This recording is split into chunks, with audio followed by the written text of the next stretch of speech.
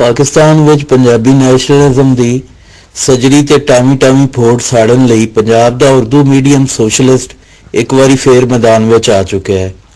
इन्हां कोलों ਜਿਹੜੀਆਂ दो चार नैशनलिस्ट टूइयां यानी कोंपलां बच रहणगीਆਂ ਉਹਨਾਂ ਨੂੰ ਜਮਾਤੀਏ ਜਵਾਬ ਵਿੱਚ ਆ ਕੇ ਸਾੜ ਦੇਣਗੇ ਤੇ ਧਰਤੀ ਦੇ ਇਹਨਾਂ ਦੋਵਾਂ ਗੱਦਾਰਾਂ ਵਿਚਕਾਰ बेशनाख्त ते बेशरम उर्दू आइज पंजाबी उच्ची उच्ची नारे ला के सोशलिज्म ते मजहब का प्रचार करनगे।